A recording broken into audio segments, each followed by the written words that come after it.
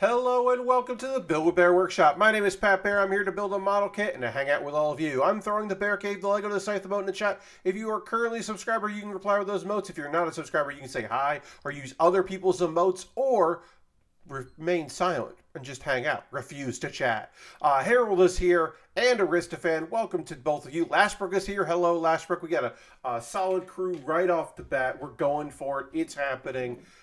Tonight's plan: finish the Harute, because we did the upper body of the kit. I have done the legs. Oops. The legs, the giant legs that are also no feet on these things. No, this does not have feet. It just has legs, and it will eventually require the use of a stand that is included. This stand right here.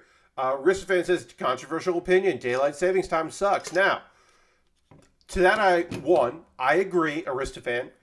The time change, be it the giving back the hour that we took the previous, fall, or whatever.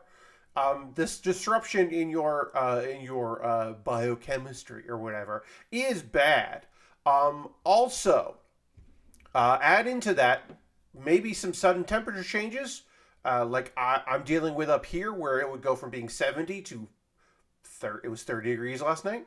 And my allergies are wreaking havoc. I woke up today with a sore throat and congestion, and also a runny nose. A congestion and a runny nose is just a terrible combination, because blowing my nose hurt my head. And I was like, oh, this is awful. But yeah, really going through it. Taking an allergy pill. I also mowed the lawn today, which sucked ass. I hate that it's already lawn mowing season, but gotta get go on there. Absolutely hate it. We cleaned up our screened patio because the pollen is just so bad, so you can't be in there in spring. It's beautiful, but weather-wise, eventually it'll be beautiful, but it's terrible to be in there because the pollen is just awful. So you got to wrap everything up, basically close it down. Anyway, that's my complaining about lawn care and general outdoor maintenance. I hate it. Also, I had to bring a bunch of potted plants inside because it was going to be so cold and they would die. And then I had to bring them back out. And who knows, the temperature could fucking drop again. And I would have to do it again. It's, fun is not the word that I would generally use for it. It's a thing. It's fine. In the grand scheme of things, it's totally okay. All right, let's get into tonight. What we're gonna do? We're gonna go to Harute. In the second hour, we'll talk about some anime and some manga. Saying, Lashbrook did not miss the sun. I understand, Lashbrook. So anime and manga in the second hour. Video game wise, we'll talk about I played a video game on Sunday with my friends, and it was very fun. And we'll talk about that a bit. Right off the bat, I am going to promote that this Wednesday evening, 9 p.m. Eastern, I will be playing Tunic on stream. I will say it during the stream. I will say it now. I was given a code, on a Steam code for Tunic. I will be playing the PC version, obviously. It was provided to me by the fine producers. Yeah, so I will be Finji. Basically, Finji sent me a code, and so I will be playing that game on Wednesday. It is not a hashtag ad. It is not a hashtag sponsored, but it is a code. It's a game that was provided to me free of charge, which is awesome and rad of them. So that'll be Wednesday night, so come back for that. But obviously you're here now for model kit building and hanging out. I have replied to my tweet. We're going to go to the overhead. Yeah, hey, Lord Crashton. Yeah, that was going to be the first thing that we talk about tonight. We'll get into it a little bit because it'll be a bunch of stuff. We're going to talk some wrestling. Some of it is going to be sad. We'll start off with the hopeful news, which is that... mentioned over the weekend that Big E, WWE superstar, former world champion Big E, did suffer an injury on Friday on SmackDown, and broke his neck, but where he broke it does not require surgery. Great. But that part of his neck, the way that it will heal, often it does not heal like fully and properly. So his wrestling career at this point is in question. His continued wrestling career, but we have to say, he is otherwise like going to be okay for his day-to-day life, seemingly. So it is awful. He needs big meaty neck to protect himself. Yes, but who knows? Maybe his big meaty neck is the reason why he is going to be able to get away with just needing with not needing surgery. Okay, so this goes like this. There is a connect. This thing connects to the lower one here. Yes, this connects to the lower. We're working on the waist of our kit. We did the upper body here. We did the big boosters, the GN boosters that are not legs, but they take the place of legs. And now we are going to work on the rest of it. So that is hopeful. I do hope that Big E makes a full recovery. And would love to see him back in the ring, but also understand if that is not, unfortunately, not in the cards for him. And then on to the sad news. Over the weekend, Scott Hall was hospitalized. He had gone in for surgery, hip surgery, and was having complications from that, and then was having there was an issue with a blood clot, which led to him having I believe several strokes, and it was determined today that he would be taken off life support. His family made the decision, and he eventually did pass on, and so of course condolences go to the family and friends of Scott Hall, aka Razor Ramon. He went into the WWE Hall of Fame as Razor Ramon as a singles wrestler, and then went in as Scott Hall as part of the NWO. So he is in there under two different names. And so I talk about wrestling quite a bit. And the thing that sometimes people ask me about that, like they're like, Pat, you talk a lot about wrestling, like, what? How did you get into it, and when did you get into wrestling? And the thing I will say is, so I was born in 1980, and that's only important to know because WrestleMania 1 happened in 1985. I hadn't heard the news about what needs next meet for his future career. Okay. So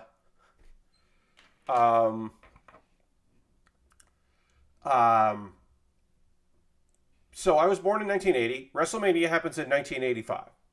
By the time I know what wrestling is, which is I'm probably 7, 8 years old, the late 80s, wrestling is huge. It is the second biggest period it will ever really be in. It is incredible. It is part of the Hulkamania is running wild. It is everything cool. There's been rock and wrestling. WrestleManias have been happening. It's a very big deal. Wrestling is huge. Then I kind of got out of wrestling. And the period I got out of wrestling was during the early 90s into the mid 90s when wrestling wasn't great. It was not the like new generation. I wasn't super into. I did really think that Razor Ramon was cool. I thought Bret Hart was an incredibly strong wrestler. So there was wrestling that I saw. I didn't watch much WCW or NWA, stuff like that. I watched tapes because I had friends who were really into wrestling. I was like pretty into wrestling, but I wasn't like that. And being a kid that grew up in Connecticut, we got WWE stuff. Or WWF at the time, but I'll say WWE, but WWF at the time. We got all of that. We didn't get a lot of Southern stuff, so it was just be tape trading and all of that. And then I kind of knew what ECW was. I hadn't really seen it, but I knew what it was when that was becoming a big deal. I was like culturally aware of it because it was in Philly and that was close to stuff. And so like occasionally I would see some stuff and like kind of know what the deal is with that. Oh, got to apply a sticker here. So I kind of knew what that was. But when Scott Hall and Kevin Nash left WWF to go to WCW, that was a very big fucking deal. The NWO was a big deal. And also, I was 16. So kind of the perfect age to really get into like the NWO, who were like cool bad guys, and against them was like Sting in his Crow phase. And hey, you could probably guess that 16-year-old, 17-year-old Pat Bear had a Crow poster on the wall of his bedroom and was pretty fucking into the Crow. So the idea that there was this wrestler who I had like remembered as wearing face paint and doing whatever was suddenly like doing the Crow thing. Like, that was fucking cool as hell. It was very fucking cool. And then of course over on WWE you have the Attitude Era gets birthed, and that, like, you know, you got DX and you've got Austin and you've got Mankind and Kane and the Undertaker, and the Undertaker is like cool as hell, and it is unbelievably awesome. And then I discovered around that time, I also discovered how cool Lucha Libre is, because as a also lifelong anime dork, Mexican wrestling and Japanese wrestling is so fucking cool. And I, got a big appreciation for that. And then, of course, having the cruiserweight division on WCW made it that awesome as hell. And I never loved the bloody stuff from ECW, but I did love that sometimes they would feature stars from Mexico and Japan. And those were incredible matches. They put on some great shows and incorporated like table spots and stuff like that. But they, for the most part, they were just doing good wrestling, because that audience did appreciate good wrestling. Not always, but they often could appreciate it. But Scott Hall was really important to the business, not only because he and Kevin Nash invading WCW, and then eventually, the NWO and all of that, and those storylines going to pass, that really does change the business. And he also changed the business years before that. And he doesn't really always get the credit for that, but him losing the Intercontinental title on television to Razor Ramon, as Razor Ramon, to the 1-2-3 Kid, who would later become Six, and then would later become X-Pac, is incredibly important, and definitely does not get the credit that he deserves for that. That is a huge moment in wrestling. Also, his ladder match with Shawn Michaels is incredibly influential. Now, are those two the first people to do a ladder match? No. Ladder matches had existed in many places. They were somewhat famous in Canada, and Bret Hart was the person that was like, hey, we should do this. Bret Hart did a dark match that was a ladder match as a proof of concept, which is documented. But they did popularize it on television and make it something that people were like, oh, or pay-per-view, and we're like, oh, shit, this rules. And it's become a staple of wrestling the world over. Incredibly influential dude, because he was a team player, even though, obviously, like, went somewhere for more money. That did also change the business, the guaranteed contracts and all of that, and that did actually change the business. But also, this is a guy that, like, hey, Scott Hall's the person that pitched the Crow gimmick to Sting. Sting was going to go away for a while and come back, wanted to revamp it. The idea of doing that's a Scott Hall idea. Scott Hall as much as he took care of the boys and looked after the people that he cared the most about, he also looked after people that he just thought were good and cool. And it's you're going to see an outpouring of love for the man. We've been seeing it on Twitter because he is a wrestler that people hold in high regard. He had his demons, certainly. He is a success story for the DDP home for wayward wrestlers. In that he went and worked with and stayed and lived with DDP while he got treatment and while he used the program to help rehabilitate his body to the point where he could get around. He passed away today at the age of 63. And that's not old. But for wrestlers of his era, that is a triumph. Hello, Dirty. Dirty, we're talking about Scott Hall right now, and it is sad. But yes, making it to the age of 63 is an achievement for wrestlers of that era. Now, going forward, since let's say the Ruthless Aggression era, we are going to see wrestlers of that generation. Not only can those folks wrestle into their 40s and 50s, we're going to see those folks make it die a very old age. Ric Flair is in many ways indestructible. I'd be happy to make it to 63. Indeed, John, but that is definitely rare. Okay, Dirty. You take it easy. We aren't going to talk about sad wrestlers passing away, or being sad that wrestlers passed away all night, but that is what we're talking about at the moment. We'll probably talk about other things as well. But yeah, it is. There are wrestlers in their 50s right now who are doing great work. There are wrestlers in their 40s. Making it to your 30s as a wrestler was often when you made your most money because you were seasoned and you were probably going to hold a belt for a while, and you could get, in the territory days, that's where you could get a pretty good amount of money because you had built your name up if you were still around. You were somebody that could draw, and then you retired in your 40s. And then you worked behind the scenes. But, look, there are not a lot of 50-year-olds, but there are several working in the United States right now who are making good money. That is definitely going to change between the lifestyle changing, the road changing, conditioning changing, the types of athletes that are coming into the wrestling business. That's changing as well. There will be wrestlers who can easily work. Like the idea that Sting is wrestling, that Sting is doing New Jack, jumping off balcony spots. That is fairly unheard of. But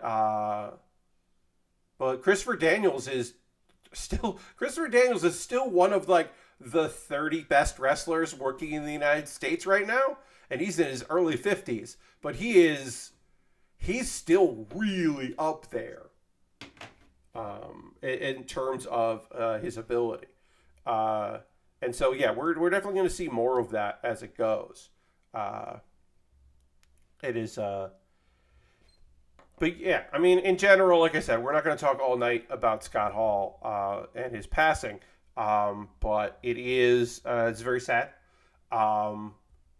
Couple of years ago, I had the privilege of working in the Grand Ballroom at the Manhattan Center, where Raw was taped back when it was not a live show, when it was taped from an audience in the Manhattan Center in New York. The pleasure of working in that venue and hoping to produce a show there, or a couple shows there, and that was genuinely thrilling. Have not met the man. Cannot say that I have. I have met a few members of the NWO over the years, and one member of the Clique. I had a lovely conversation with Sean Waltman, aka X-Pac. We chatted a bit. And he's lovely. There is a show, an episode of the Chris Gethard show, when that was a television program, involved wrestling and involved X-Pac and Rhino, and Colt Cabana, and a couple other people as masked wrestlers, and also John Hamm. The big takeaway of that was that X-Pac was in pretty good shape, but not like the best shape that he's been in. And he, it was incredible to watch Rhino look after him. Rhino gored, because that's what because he had rhinos have a horn, so they don't spear, they gore. He speared John Hamm, and that's incredible that was allowed to happen. That's just a nonsense thing. But after the show, I was talking to a few people and was in the conversation with Sean, and mentioned, I was like, I saw, oh, you because I was right up close to it. It was like, oh yeah, can I imagine it would okay that? So this is after Mad Men. That I will say, John Hamm was wearing one of those inflatable sumo costumes, those costumes that have like a fan, so it's inflatable, which was padding. And in the ring they were using was extra bouncy, so, but still, that's nonsense. I mean, most likely John Hamm landed on Rhino's arm, breaking his fall, but still, it was a ridiculous thing that happened. Anyway, I was chatting with a few people and mentioned, and it was like, we were talking about that, like, that's ridiculous. And then Sean just says, like, yeah, any bump I took, Rhino was right there checking on me, because the ref isn't a real ref. And I was like, yeah, because the referee was a cast member. And so Rhino was doing the job of the referee, because the referees generally check on people, they know stuff. Shannon doesn't know what is entailed to do that, and everyone was aware that she wasn't a legit referee, or like, and when I say legit, I mean she wasn't an independent ref or a former referee for a big company. She was just playing the role for this TV thing. So Rhino was stepping up to make sure that people were okay, which is rad. It was very fun to watch that. Complete nonsense of a show. It was great. It was just a wonderful, weird thing. But it was very cool. I'm saying, it was very cool to talk to Sean. I have had the pleasure of meeting several wrestlers over the years, and he was like very, very cool. And was chatting about some stuff, and knew that we had done UCB stuff, and so I said, like, yeah, we have this comedy wrestling show. It's high on comedy, low on wrestling. We don't pretend, and kind of explaining that, because he had asked, like, oh, is it like Chikara or Kaiju or anything like that? Because he knows, he's done all those things. It was like, no, it's like, I was like, it's like a sketch show, but every sketch is wrestling related. Like, each match is like its own sketch. And he was like, got it. Okay, cool. And he liked that Foley had done our show. We're talking about that, and chatting about a bunch of stuff like that. It's like, and I did the usual, which I did then, which I would do all the time. This is the thing. Hey, friends, I would always say, it's like, hey, I don't have any sway in New York, but if you want to go see a comedy show, I can make that happen. And that was true. I could, if you wanted to see a show at the Upright Citizens Brigade Theater, I could make that happen. And I extended that invitation to lots of people, some of whom took me up on it. And some of those people were like, some of the tested folks back in the day, went to go see a show. I got a few friends here and there would kind of be like, sometimes people would hit me up, other times I'd offer, be like, hey, I know you're in New York, if you want to go see a show. I do feel bad because like Will and Norm and Joey and a couple other people went to go see a show in Chelsea on one of the nights where our air conditioner died, and I was like, I'm so sorry. And they're like, yeah, it's a little warm in there, but it was really funny. And I was like, yeah, okay, well, thank you. Sorry. But yeah, I didn't do that all the time, but I did, like I said, I didn't have a lot of like sway in New York of like, oh, I can get you in this cool place, or I can get you reservations here, for restaurants or whatever. But like, if you wanted to go see a comedy show in a basement underneath a grocery store, where maybe a famous person would be there, and like that night, I think the famous person was just like Zach Woods, who's been in a bunch of movies and some TV shows. Was sitting in with the team that he had been on, and so that was like very cool. It's like one of those things. Just like, yeah, I don't know. That was a place to be. Also, I just took them. I just had them go to a show that I knew would be very good because I knew it would be. It was like, these are quality improvisers. This will be a really good show. You'll have fun. That was kind of always my thing when people were like, yeah, I'd like to see a show. Now, didn't always get to, hook people up, but occasionally I did. Sometimes when it was like a really big show, like, no, I'm not going to be able to make that happen. Like, I couldn't get you. It would have had to be somebody really big to like see the like paid for show, or even the free ASCAT, the big Sunday show like that. I almost never did that. That was, I can't even hook up my washer dryer. John, I understand.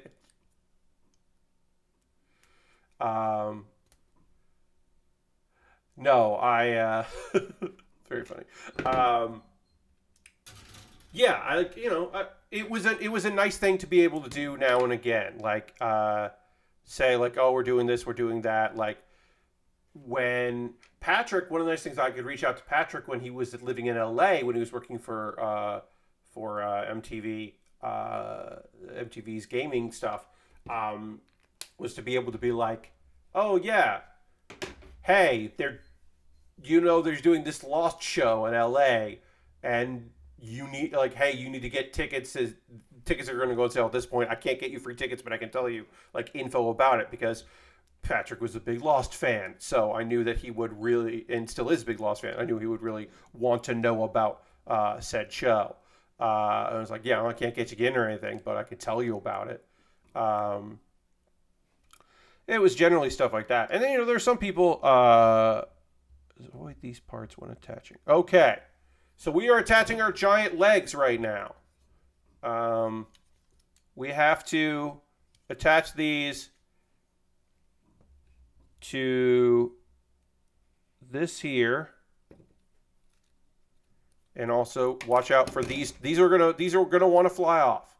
I think UCB toured my University back in 2005 was a good time. Yeah. So the beautiful thing about touring company is,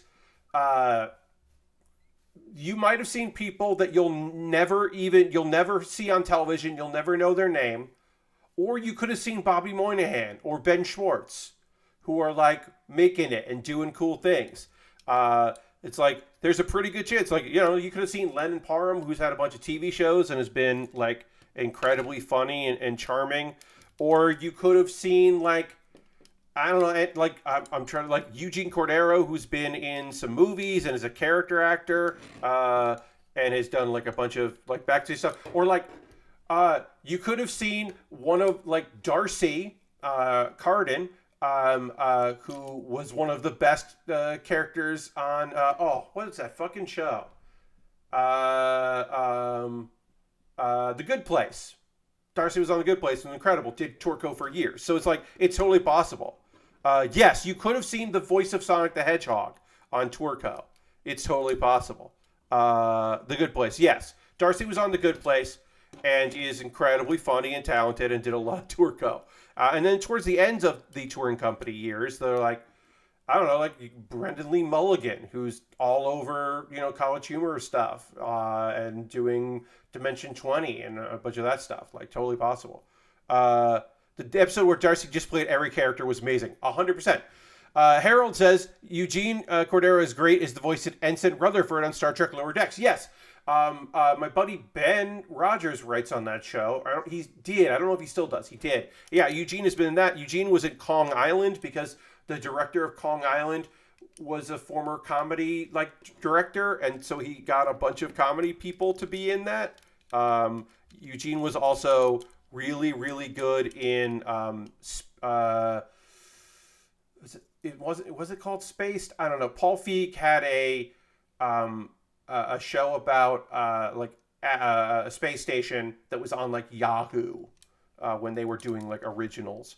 That was very good. He was very good in that. He's been in a bunch of stuff, but Eugene rules. Eugene Cordero is great people. All right, so these things are going to want to keep falling off probably. So I'm going to be putting those back on all the time. So we're gonna angle this pretty high here, because there's no good other way to do that. These are our legs, so you can definitely understand why this thing like isn't going to stand up. We're going to get the stand here. We're going to put on the connector that will connect our waist there.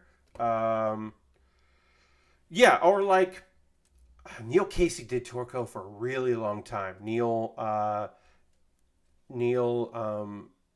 is a writer and actor and has been in a bunch of stuff and is incredibly funny and smart. But yeah, did a bunch of stuff. He was like the villain in the 2016 Ghostbusters, which is bizarre and weird to say. But yeah, it's like, I don't know. There was a lot of great people that came through the touring company. And then people that like, just came through, did comedy for a while, and then they stopped doing comedy. I never did the touring company. It's one of the only things at UCB I never did. I worked on the weekends, and so I never auditioned to be part of the touring company. Also, the pay wasn't good, and by the time I would have wanted to do it, it wasn't worth the money. It wasn't a job. Sometimes comedians will talk about touring. Those are generally Chicago comedians because Second City's touring company, you did earn a living doing that because they had deals on cruise ships and they had deals all across the country. Or also, if people talk about doing touring, they sometimes will talk about doing short form shows like the Whose Line Is It Anyway tour. They made money on that. And then also Boom Chicago. Boom Chicago is still a show started. Some people from the Netherlands came to Chicago, saw a bunch of shows, and were like, we should do that.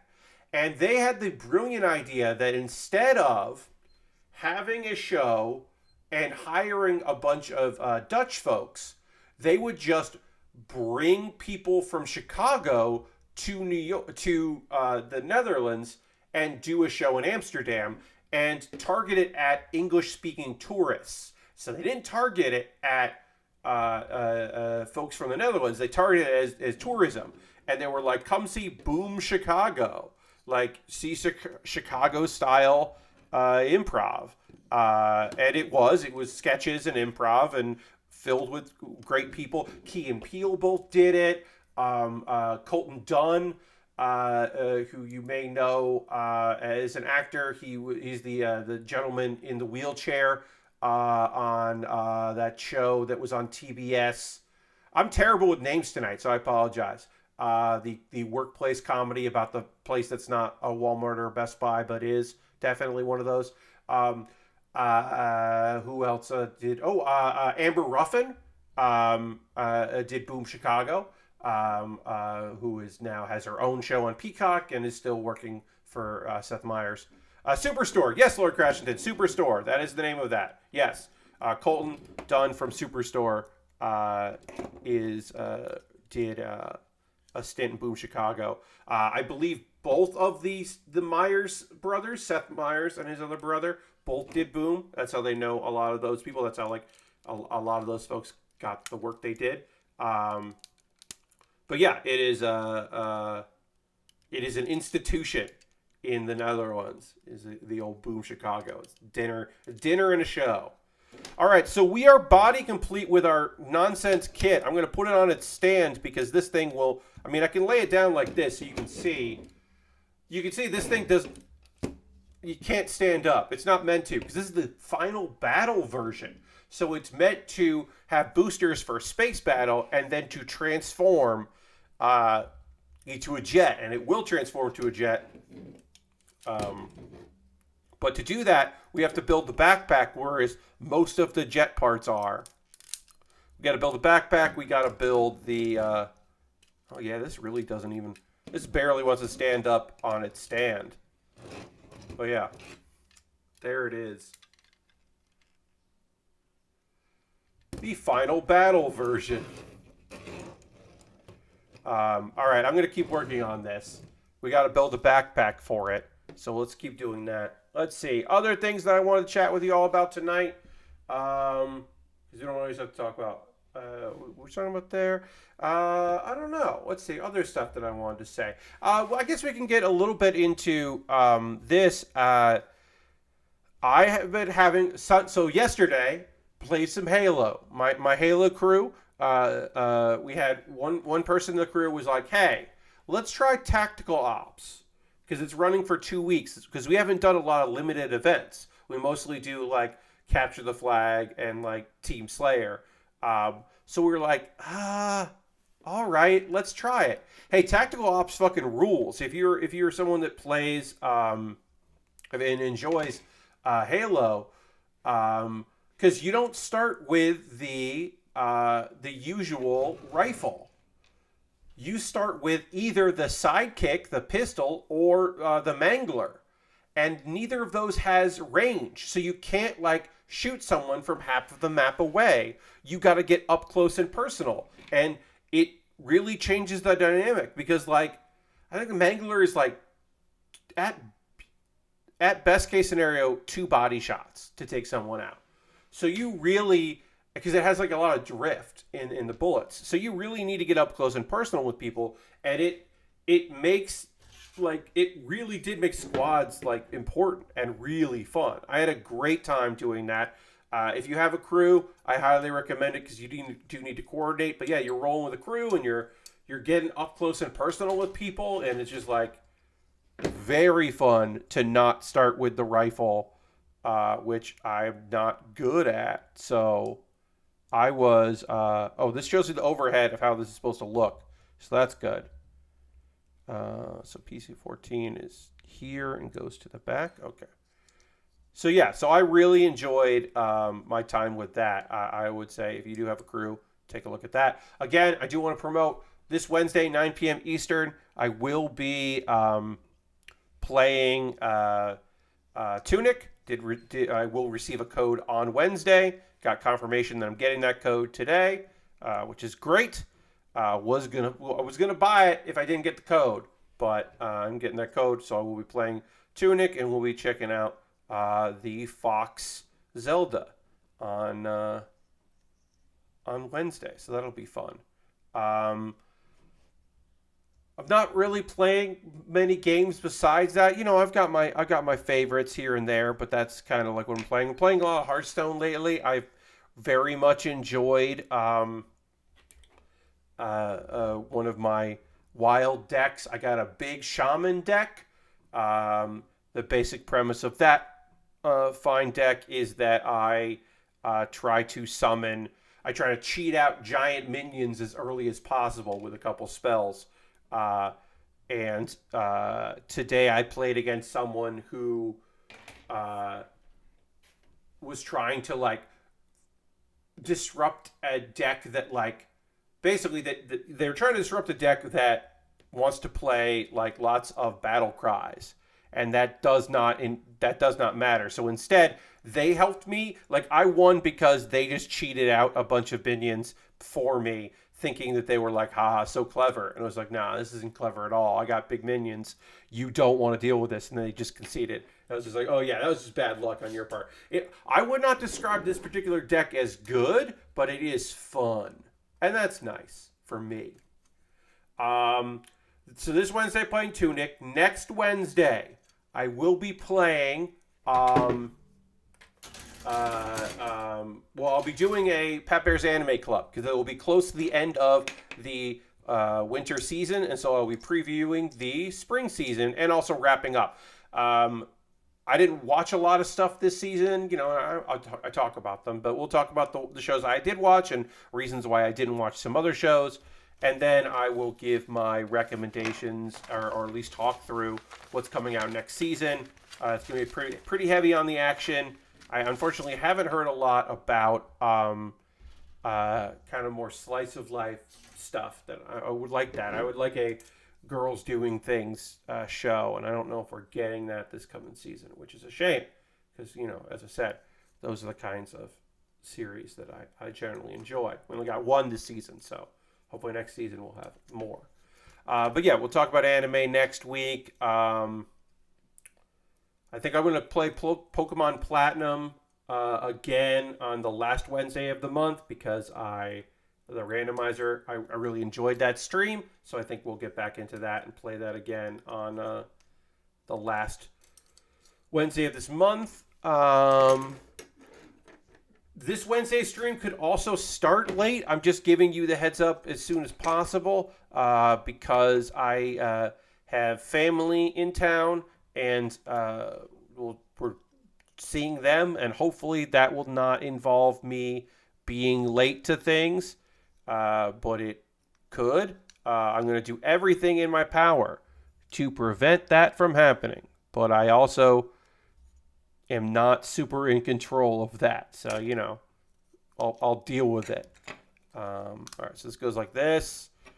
This is going to be our backpack, but it also is our, basically our part of our jet on here.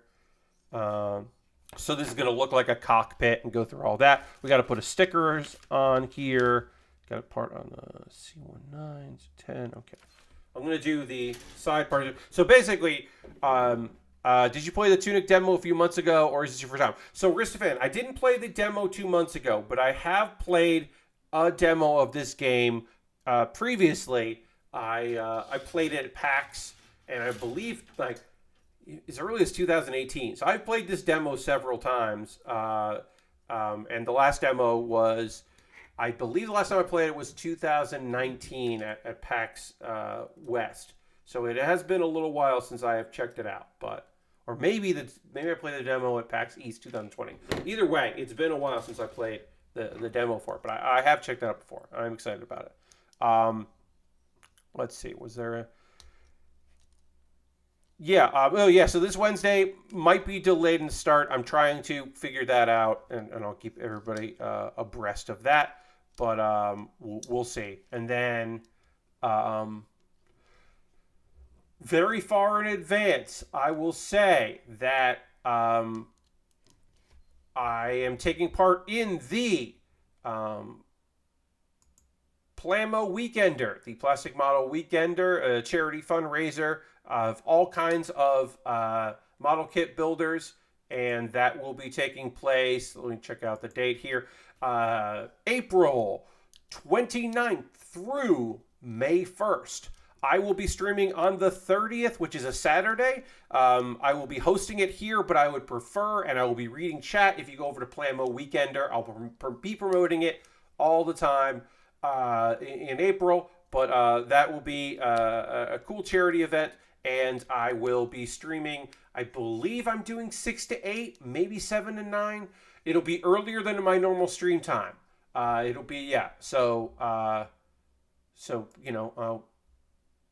will definitely make sure people know I'm going to have my own placard thing up at some point. But I can check let me check the spreadsheet. I'm going to check the spreadsheet here. Okay, Eastern time of the event. Bear 7 to 9. Yeah, so I'm streaming 7 to 9. I'm not going to stream that and then stream my own stream. I'm not going to do double, so that'll be in place of the stream. But as far as I know, that's the next time I'm going to miss one. That is further out than I thought. Yeah, I mean, so it is, but it also isn't, right? Because I'm trying to make appearances on podcasts to promote it in April, and I'm starting to send those emails out now because some people fly by the seat of their pants, and other people fucking don't do that. And if I don't communicate with them now, then they will not be available. I will not be able to meet with them. So yeah, so that is the end of April. That is the next big event. The weekend before that is the Giant Bomb Community Endurance Run. I am not doing a stream for that. I did that a couple years ago, but I can't do 2 charity streams that are weekends back to back. Harold, you have a good night. I will talk to you soon. Thanks for stopping in, my friend, as always. So I'm not gonna do both.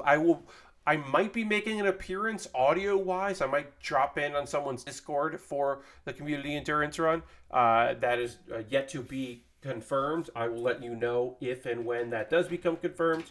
All right, our biggest color correcting sticker is going out. I might have been wrong when I thought I could finish this tonight, because I don't know. I mean, we got an hour and 10 minutes, but maybe we will. Maybe we will. Maybe we won't. I don't know. There's still quite a bit left to do, but we'll see. So we got to get this sticker on here. This is another bendy one, which you know I love. You know I absolutely adore the bendy stickers. The ones that have to bend around curves and never look great. You know I love these. That I'm absolutely in love with them. All right, I think we got most of that right. We'll see. Oops. I don't know if this one, I didn't do a great job on this one. Didn't do a great job on this one, but whatever. The clear plastic will cover it up. Cover up my mistakes. Yeah. You can barely tell that I definitely fucked this up. Whatever. There's the cockpit underneath, or big red sticker underneath it. But yeah, that's the thing I'm super excited about. I'm taking a little water here. And then,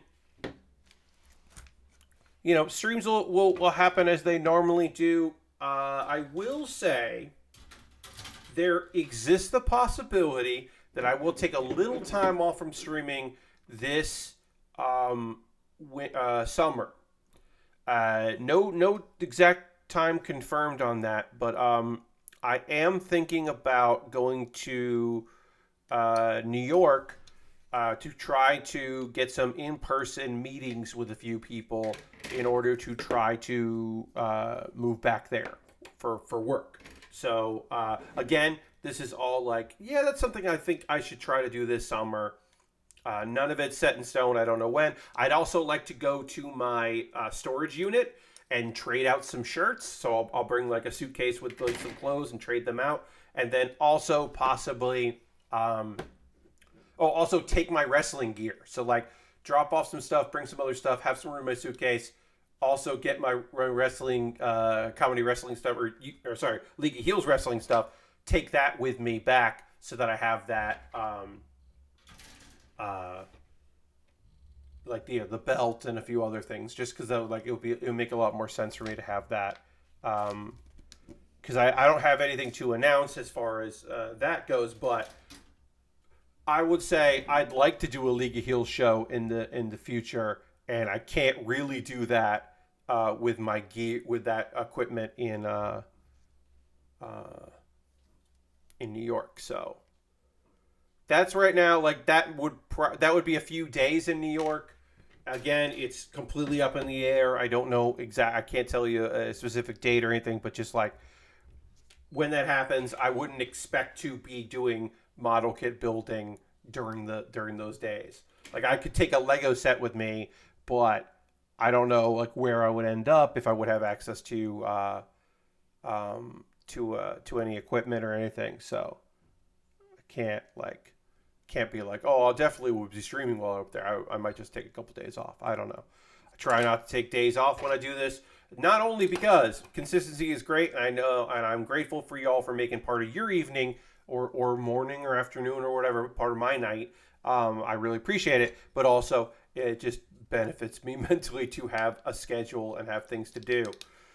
Speaking of having things to do, tomorrow, unfortunately, I have not unfortunately because it's work, but unfortunately because it's customer service. I'm doing a 5-hour customer service shift. No phone, no live chat, just dealing with texts or emails, I should say, into the service. So replying to emails. So Certainly not the worst thing I've ever done, and not like a deal breaker by any means.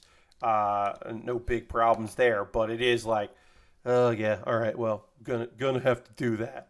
Not necessarily looking forward to it. Don't love doing the old customer service, like the longer customer service shifts. And I know what you're saying, Pat. That's 5 hours. That's not that long. Don't worry about it. I mean, it isn't, and I shouldn't be complaining about it. But it is a lot of work, and it is a lot of like attention to detail, and anytime you're dealing with other people's money, I can get a little stressed. But it should work out well, and happy to have the work made. And also it's a day that I don't do much on Tuesdays.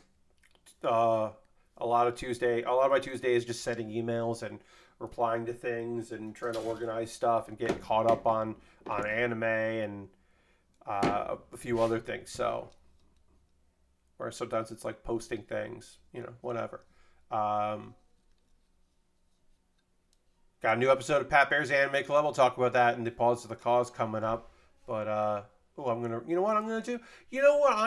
I'm gonna retweet that tweet there about Pat Bear's Anime Club. See if we can get a few more friends to check out that video, because I think it's good. It's of course, again, I'll talk about it in a bit, but it is about let me see here. Yeah, it's about anime with weird premises that I like, which is like very specific, because it's not like me just talking about like any old weird anime. It's me talking specifically about ones that I think are good, because that honestly is sometimes hard to find, like, because the weird premises like aren't always great, because there's plenty of like stuff out there that is just weird for weird's sake and totally like not worth your time or energy. But then there are some things that I'm like, nah, this is cool as hell. Okay, this is actually very good and totally rad. So those do happen. There are shows out there or stories. So these are 4 anime that are really weird that I really enjoy. It was kind of spurred on by talking about, in other words, Sketch, which I spoiler, will not be talking about tonight, because even though there was a new episode, the closed captioned English language translation hasn't gone up yet. So I'll probably talk about it next Monday, because it will come up sometime before next Monday.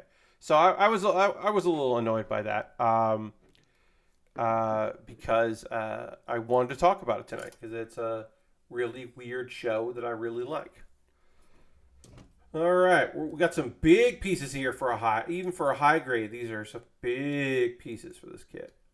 This is stuff from this is part of the original backpack. Yeah, because this is part of the 2010 kit. So this is the original. This was originally how the backpack looked. The new parts on here are the new head sculpt and the giant boosters for legs. Those are both new parts here. So, okay, these are gonna connect like this. I gotta put some poly caps and one piece of backing here. Yeah, in a couple minutes we will take a pause to the cause. We'll talk about ways you can support the channel and all that. Then we'll get into some anime and some manga talk. We'll talk about what you're playing and doing and all that. Towards the end of the stream, we'll get into all that good stuff. I'm gonna hit this with a marker here. We'll never see this, but whatever. Let's do that. So St. Patrick's Day is coming up, which is celebrating with my mom's brother and his wife. My aunt and uncle are coming, and so we're gonna meet up. We're also gonna meet up with my cousin-in-law, my first cousin, their son's wife's family. Also live in North Carolina, but very close to us, and so they're coming down. So we're all going to meet on Wednesday, which is why I might be, unfortunately, a little late on stream. Hopefully I won't be, but there's a possibility I could be. So we're going to meet up, and then Thursday they're going out, and I'm not going to go out because I don't want to go to a place that's not really an Irish place to see someone who isn't Irish play Irish music. I'm sure it'll be fun. I just wasn't interested in that, and that way the two couples can go out, and that's, I think, a better play. And I was like, yeah, you go, you have fun. It's like, you have a good time. I'll see them on Wednesday. I think that's nice. I haven't seen my aunt and uncle in a very long time, so I am looking forward to seeing them, because it has been a while. They had invited us to, like, in 2020. They were like, "Do you want to come to Virginia for Thanksgiving? We're gonna do a socially distant Thanksgiving." And they had rented like 2 like small little cabins that were next to each other, and each had like a picnic table, and so everybody had their own Thanksgiving on their own picnic table. And they're like, "We can get a third one right near it if you want to come." And we were like, "No, we're all right." I think both of us were, or myself and my parents were both like, "I don't know if I want to do that." Particularly because we were worried about my dad with his immune system. But yeah, I think we were by Thanksgiving we were just like, "Nah, we're good." I gotta get. How am I gonna get this in there? I'm gonna get this in here, and it's a tight fit for this polycap, so I'm using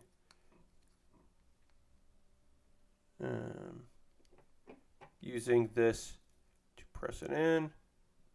Spudger. Yeah, good job, Spudger. When I connect these together, it'll also pop it in even farther, but might as well give it a little bit of help. You know what I mean? You know what I mean. All right, and then we're just going to connect these two together. And then we got to snap that together. So that's a satisfying snap.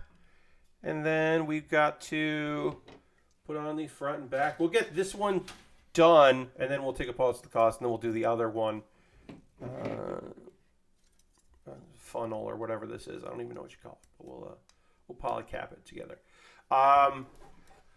There were some announcements of stuff that's coming out later this year from Bandai, but only one of it piqued my interest. There is a Charmander model kit coming out, and I did not pre-order it from USA Gundam Store, but I probably will. This is not a entry grade kit. It's part of just the Pokemon. Oh no, it is an entry grade. Or if it's not entry grade, it is a you do not need tools to do anything kit. But I think it's just a regular kit. Yeah, it's Bandai Spirits. It's just a Bandai Spirits kit. I'm probably gonna pre-order it. It's not. I'm waiting for like one other thing to pre-order, like that comes out around the same time. Because right now, it just says Q3. Like we don't know any info. Basically, USA Gundam Store put it up probably before they should. They probably shouldn't necessarily take money. Lord Crashington wants me to. That Charmander is pretty cute. It is Lashbrook. Lord Crashington wants me to hit the old ska button. There's your ska button.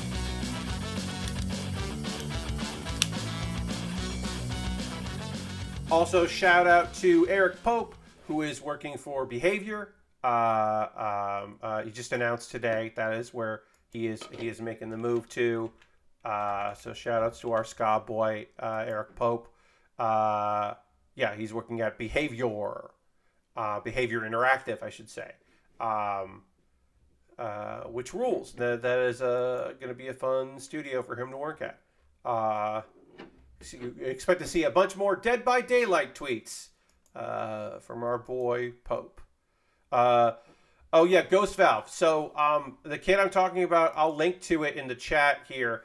Right now it's too soon to pre-order, but the kit that looks cute is this upcoming Charmander from Bandai Spirits.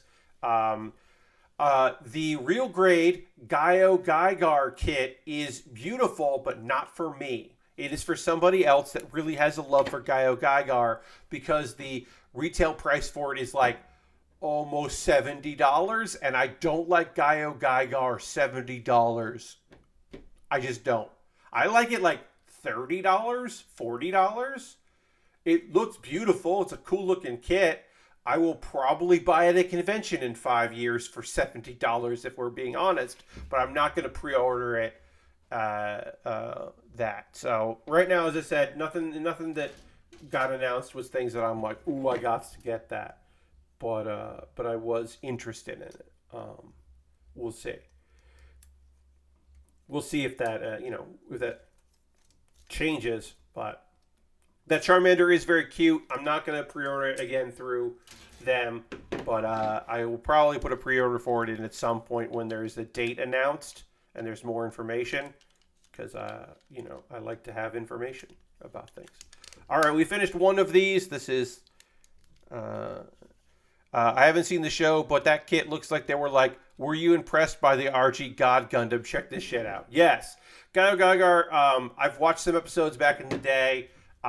It is a super robot show. It is in the Mazinger Z kind of like line, but is a bit more modern than that, but it is in that like family of shows. And it's also called Gaio Gaigar, which is just a good goddamn name. It's super crazy, cheesy in a good way. Yes, I imagine the GGG kit is $70 because it's like a lot of plastic. Yeah, Lashbrook, that looks like a big ass kit, like a tall, big kit. Also, it feels like a niche product, right? Even in the world of model kits, even in the world of that, like there's a reason why you don't see like a lot of. You're just starting to see a lot more like, all right, we're gonna do like My Hero Academia. Even if model kit stuff isn't the biggest in the world, they knew they'd sell enough My Hero Academia kits to like put out a Deku, right? Detective Conan, they can put a Detective Conan out. That's fine.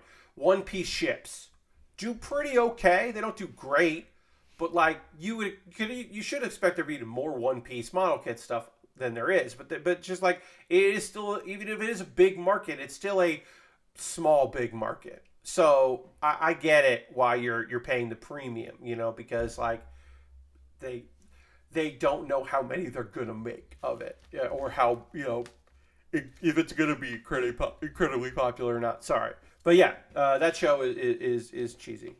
So the Gaio Gaigar thing, I'm like, sure, but that Charmander, I'm probably gonna get that. I'm probably gonna get that Charmander. I'm gonna love it. It's gonna be really cheap and easy to build. I'm gonna get it. Okay, what's going to happen now is a pause for the cause, folks. You know what happens now. If you're new to the stream, I'll explain it. I'm going to talk about ways you can support the channel. All of the things I'm going to talk about here are optional. None of these things are things you need to do. These are all things that I would love for you to do if you'd like. But these are just ways to support the channel. If you're watching this later on YouTube, what's up YouTube? You can find all this in the show description below. If you're watching this later on the VOD, you can find all this in the chat. Links to everything I'm going to talk about here. I'll mention this. Let's throw the Bear Cave, the Lego, the site, the mode in the chat. If you're currently a subscriber, that's the easiest way to support what I do because you're already watching me right now, so you might as well subscribe if you haven't.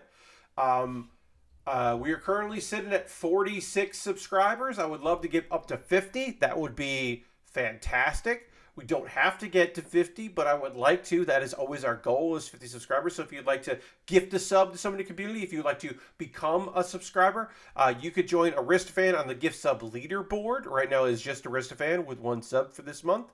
Many more in previous months. You could join the Bits and Coins leaderboard with Harold and Ironhide the Fourth. And for as little as 5, you pass ahead of Ironhide. Bits and Coins always appreciated, because all of that means that we just get to a month. The real goal is a monthly payout, because I can use that money to buy kits every month and keep my backlog going. My backlog right now is good, but all of my backlog is a Lego set and a One Piece ship, and then a ton of high grades. So I would love to always have more to build, really. But yeah, so consider becoming a subscriber, or consider gifting a sub to someone in the community so they don't see ads and they get pretty fucking rad emotes made by the lovely and talented Xandra. Let's see. I have a Patreon. Patreon.com/PatBear. $1, $3, $5, and $10 tier. Consider becoming a patron if you want to, in addition or instead of becoming a subscriber. It's another way to support what I do here. You can do that if you want to. Let's see. What else we got? We got that. YouTube. YouTube.com/PatBear. Subscribe if you haven't. I make YouTube videos every Wednesday and every other Monday. So there's a new video I just put up today. And this Wednesday, I'll have a brand new video as well. Talk more about those in a minute. YouTube.com/PatBear. Also, you can become a member there. You can join. And $2 a month, you get my Wednesday videos on Tuesday. Let's see, what else do we got there? Patreon, direct donations, because maybe you don't want to do a monthly thing, but where is it? There it is. Maybe you don't want to do a monthly thing, but you'd like to support what I do here now and again. A one-off, a tip, perhaps, like the tip jar. But everything I make through direct donations, through YouTube, which also includes AdSense, through Patreon, and through Twitch, all goes to me buying model kits and equipment. So you are helping me continue to do this stream if you want to. Again, it's optional. But the Harute that I'm working on right now came from the generosity of folks. And the stuff I build in the future also comes from your generosity. Sorry, my allergies are really kicking my ass today. So I do apologize for just kind of being a little out of it. Okay, I have an Amazon wish list. I know what I'm building next because it won a poll from my $10 patrons, but what I build after that, you could help decide by buying something from my Amazon wish list. It'll come to me. I'll build it on stream. It'll jump the queue. And also, I will shoot a YouTube video all about it for my mailbag series. I've got some pre-orders. I've got some inexpensive Legos, some inexpensive model kits, some expensive model kits, things that are way overpriced, things that are fairly reasonably priced for the amount, for what you're getting for it. I got that Boba Fett model kit, the Star Wars Boba Fett model kit, because I haven't built a Star Wars model kit in a while, so I'll build a Boba.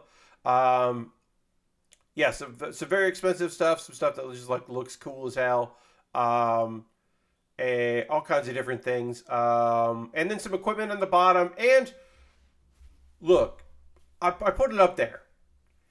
You want to buy me a $50 gift card to GameStop? I will chip in the other money, and then I will buy WWE 2K22, and I will play it on at least one stream. This is not a game that I want to buy with my own money, but if you want to buy it, you could do that. Also, the little light mount thing that comes with its own mount. Hey, Bon Bombs is raiding with a party of 5. Welcome, Bon Bombs. Thanks for the raid. Appreciate that. But yeah, anyway, I got my Amazon wish list. New friends that just came in. This is like a little bit of a break in the stream. I'm not taking like a commercial break or anything. We're going to get back to working on the Harute high grade. But what I like to do in the middle of each of my streams is I just kind of promote myself. Just kind of like, hey, welcome. I just kind of say like, hey, these are ways to support what I do here. But we'll get back to building. I'm just going to put a couple links in the chat right now of things that I think you should check out that I made. And then if you want to watch that on your own time, or just, hey, here's the thing, friends. If you want to click on this link and mute the sound and just have it running in the background on YouTube, you could do that, because that would also help me. You don't have to do that, but I put a new video up in my series called Pat Bear's Anime Club, where I talk about anime topics I want to talk about on YouTube, because I could just do that. I just have the ability to do that if I wanted to. This one is 4 weird premises that I love. So these are 4 anime with very weird premises that I think are good shows. Because there are plenty of weird anime out there with like strange premises that I think like fall flat. But these are ones that I'm like, that's just a weird premise. Like, okay, yeah. Like there's a show, in the video, I'll talk about it, where a bunch of Roman busts want to become idols. There's an anime about that. And they want to become an idol group. And it's really weird. And they're done in a different art style than everyone else. And it's just one of the weirdest shows I've ever seen. But it's great. So you can watch the video and learn about that and some other shows that are pretty wild. And then also on YouTube, my video series, Do You Remembaer, where I read a Wikipedia article and then do my best to remember everything about that article and tell you about it without looking at any reference. The one that I just did here is about OpenOffice.org, the old, now defunct freeware alternative to Microsoft Word and Microsoft Office. I was talking about it and wanted to learn more about that, and I can tell you things about that, like that it was Sun Microsystems bought the company that was making it because they didn't want to give Microsoft money. So instead, they just bought a company and then made it freeware to go after Microsoft. And for a little while, it was kind of working. And then some mismanagement, Oracle buying Sun kind of helped kill it. And then also Google. Google really did, it's like Google Docs definitely killed anybody that was using OpenOffice. But that's just that was that episode. But I do one of those every Wednesday. All right, so I'm going to tell you about some manga, and then we're also going to continue working on this model kit. Let's look at this model kit before we get into the manga talk, because I do I have some manga recommendations, some stuff that I've been reading lately that I think you should check out. But also, let's just go to the overhead here and look at this kit. So we are working on this is the backpack for the Harute. This is the final battle version. It was a Bandai Premium. Most of this kit is from the year 2010, but this was released this year. Although, so the sprues say 2021 because that's when it was produced. These legs, these GN drive legs, are part of the new components of the kit. The head is new. And yeah, so there's some new stuff, but there's also some old stuff as well. Just making this a very strange kit that I have certainly enjoyed. Oh, I should put on I forgot. There's an extender for this. So yeah, so it's got some new parts. It's got some old parts. It's basically the fact that it doesn't have regular legs anymore means that its transformation is pretty cool, which we'll get to at a certain point. But I just gotta remember how this goes on. It goes on like that. Great. That's right. We gotta make this stand that came with the kit extra tall because these legs are extra big and nonsensical. So we gotta do that. So yeah, now you can see. Now it'll stand up. I'd forgotten to put the extender on, which you can take off if you want to use the stand for another kit. Because it needs to be tall for how big these legs are. So that's the Harute. Now we're just working on the backpack, which is also the jet components. We'll just leave it like that. That way you can see what I'm up to there. But you can see, yes. So this is gonna extend out. Oops. God damn it. Yeah, that's gonna extend out and look pretty good, and also be part of the backpack. And then we've got to build these here. So we built one of these. We're gonna build the other right now. These should be pretty quick to put together.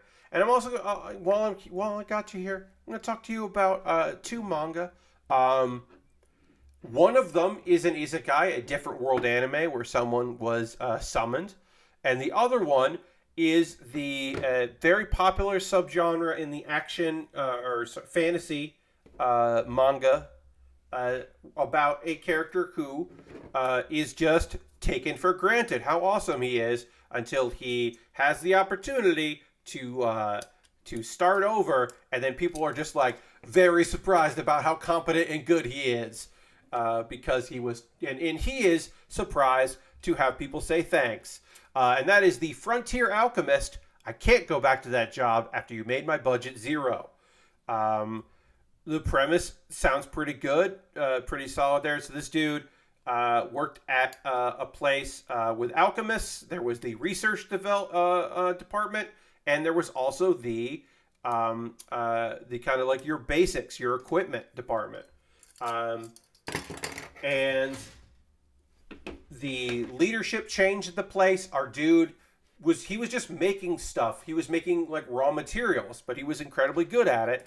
But the person who was running it was like, hey, I don't know why we're spending so much money on your basic department, so we're cutting your budget. You can still do all that, and you'll get paid to work in another department. And he's like, oh, well, in my contract, if you close down my department, I can just quit. So, bye, I'm going to leave. And he immediately, and of course they're like, oh, yeah, you'll be back. And immediately, coincidentally, he gets a call from, or he gets a message from somebody he used to party with. He knew back in his academy days, who has now become the fief of or the lord of a frontier area that they're developing. And she's just like, hey, why don't you come work for me? And the first couple chapters are just this dude heading that way. And we get the sense immediately, oh, this dude is incredibly powerful. He's using magic no one's ever heard of. He can, use alchemy. He can summon incredibly strong beasts. He's got a hippo that he summons that is just cool as hell. And yeah, he's just got like unbelievably powerful magic, and is clearly an overpowered main character that was just totally taken for granted. He helps a bunch of people along the way. He helps somebody that I'm sure we're going to see soon that seemed to be pretty important, that I'm sure we're going to see more of in the wrong pen. And everybody, people who are wary of him pretty early are not. Because he's like, where we left off in the story, he is most likely going to make quick work of some kind of curse that is affecting people in the frontier village. But yeah, does a great job. People love him. He's doing good work. It's pretty light in the fact that he seems to be able to really help people pretty easily. I don't know. I think it is pretty great and pretty chill. That's the Frontier Alchemist. I can't go back to that job after you made my budget zero. It is a manga that I recommend you tracking down if you're interested. And then the other one I want to talk to you about is Summoned to Another World. Purification is basic. This is a dude that got summoned, has no idea why he was summoned. And he is I may have talked, so I looked it up and I couldn't find any evidence of it, but I feel like I did talk about this a while back on a stream, and I can't remember and I can't find evidence of it. So we're just gonna go with me not doing that and say that, I definitely didn't, but I wanted to at some point. So this is a story about like overpowered main character summoned to another world, does not fucking understand that he is the single strongest magic user in the world, has no clear concept of it because he's using a lot of like purifying magic. He is in the center of the world, which is a forest, and we have learned later in later chapters that this powerful shitty kingdom is dumping all of the negative energy and bad magic into that area to then absorb good energy out of it to like power all their shit. And they even send monsters in there to attack the strong monsters that were in that region that were trying to fight them. And they are completely bewildered by the fact that things seem going weird and there's like a crack in their crystal, and like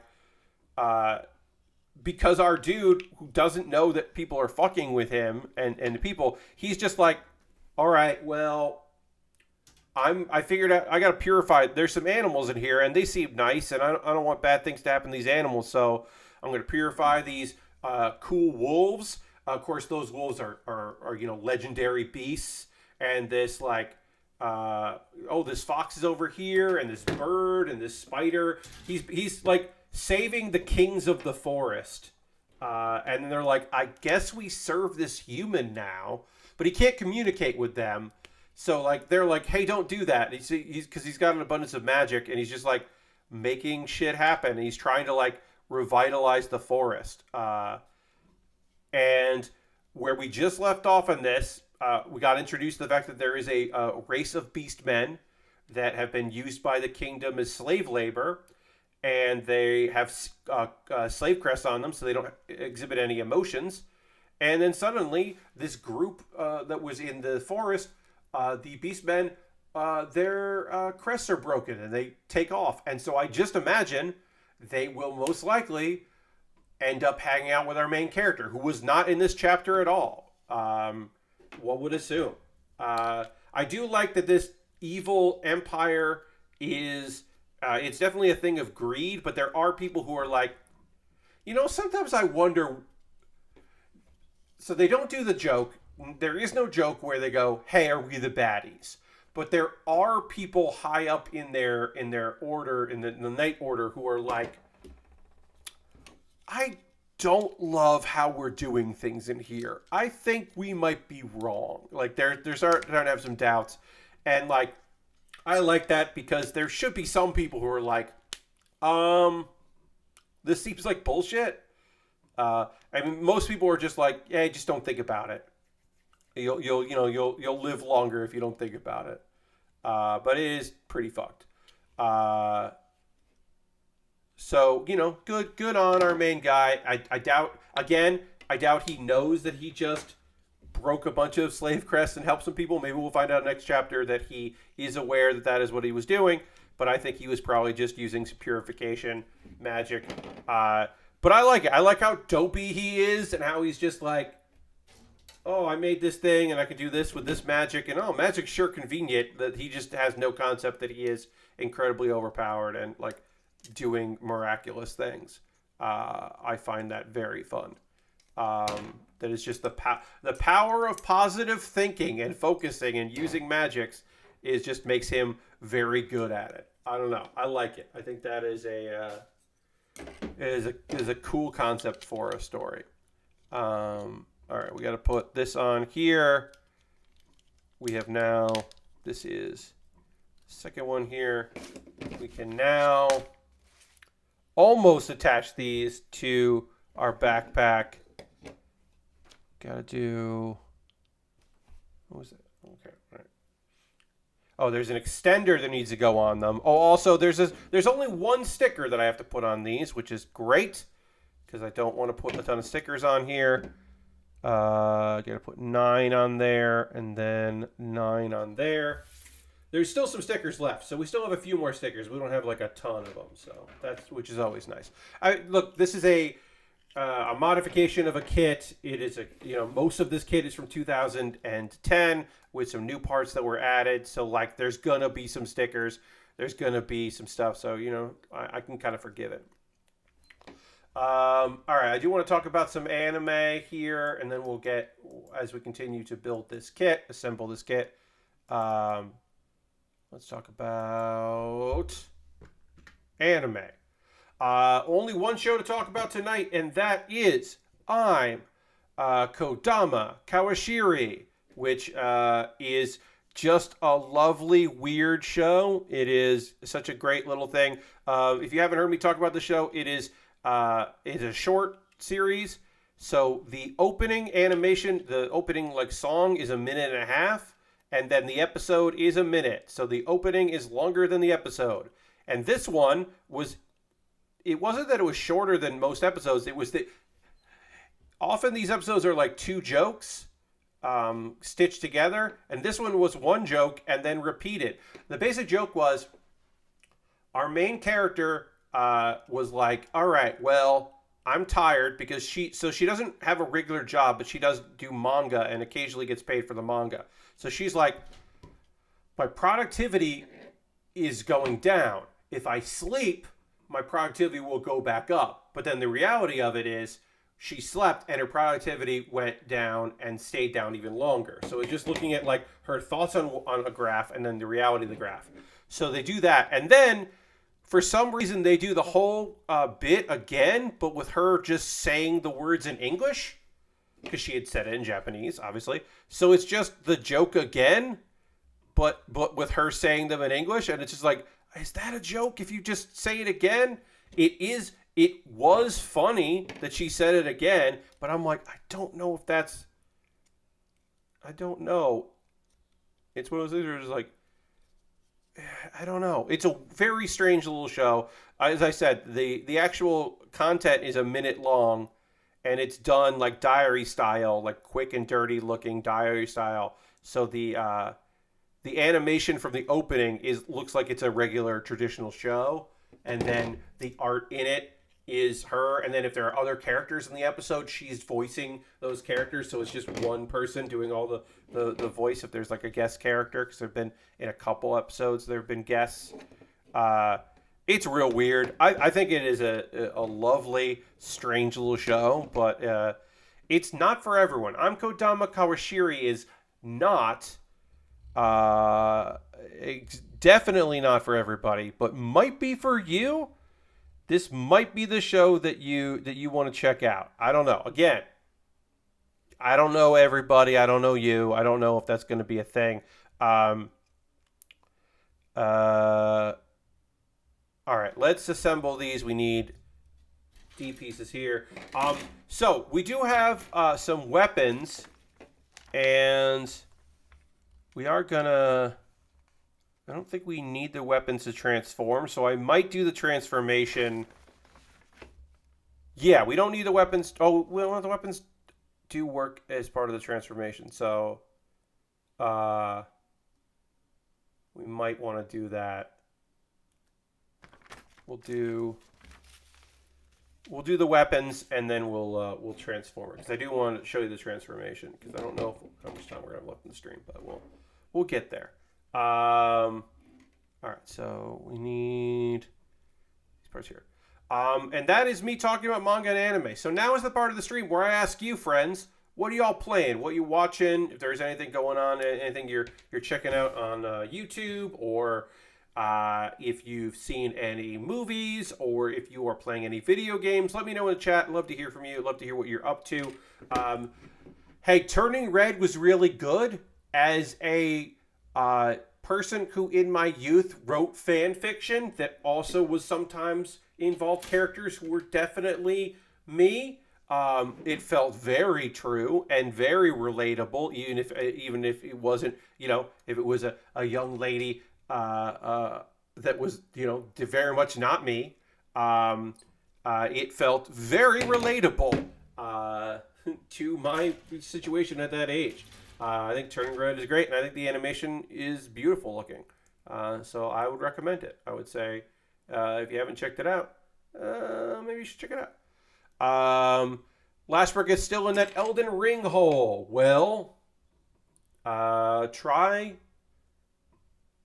No, I'm not gonna do it. I'm not gonna do it. I'm resisting. I'm resisting the meme about the Elden Ring hole. I beat Far Changing Tides, which was great. Hell yeah, Lord Crashington. I'm glad that was great. I'm glad you enjoyed it.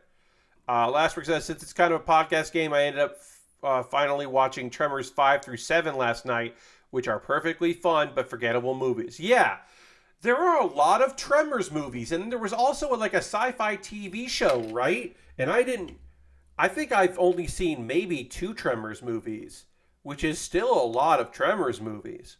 But I don't know. I might have seen 3 or 4. I definitely don't think I have. I think I've seen that many. But again, I have seen more than I would imagine. That on further thought, I've certainly seen a few of them. Aristovan says, I'm wholly into Elden Ring 2. Hell yeah. Hell yeah, hell yeah, hell yeah. Ghost Val says, minor break on the ring. Finished my super chore yesterday. Hey, getting shit done is getting shit done. So that's good. I'm glad, Ghost Val. And then you'll come back and you won't know how to play the video game for a little while, and you have to relearn Elden Ring, and that's okay, because it's part of the process. You'll get there, and you'll remember how to play this very difficult game that is sometimes a goddamn nightmare, and you'll be like, why did I stop? Oh no, I don't remember some of these things. I've seen the first 3 Tremors, and that was enough. Yeah, I mean, yeah, Lord Crashington, I hear you. Yeah,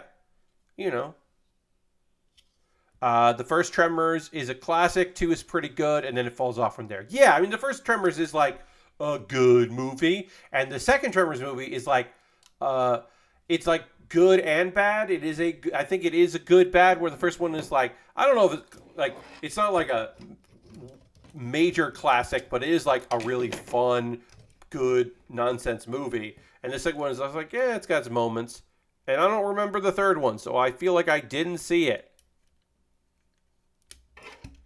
These front bits don't like to fucking stay in. They're very fun. And I am being sarcastic about that. But yeah, don't like to stay in. And that is frustrating for me. All right, now I got to put this big thing on here, this big backpack bit. Gotta put this big thing on here, and it doesn't want to. Doesn't want to. This has got to go in like this. Okay, here we go. All right, now I got it in. Again, these front bits of the waist here don't like to, the crotch don't like to go in there. I'm watching Tensai Oji as an isekai palette cling. Okay, yeah, enjoying it. Oh yeah. It was only recently that I realized the little girl from Tremors was the girl in Jurassic Park a few years later. Hell yeah. Good for her. She's in 2 very good movies that are different. I don't remember. I'm going to refresh my memory. Oh, yes. See, I only know it from its English translation name, which is The Genius Prince's Guide to Raising a Nation Out of Debt. Yes, because I am watching that as well.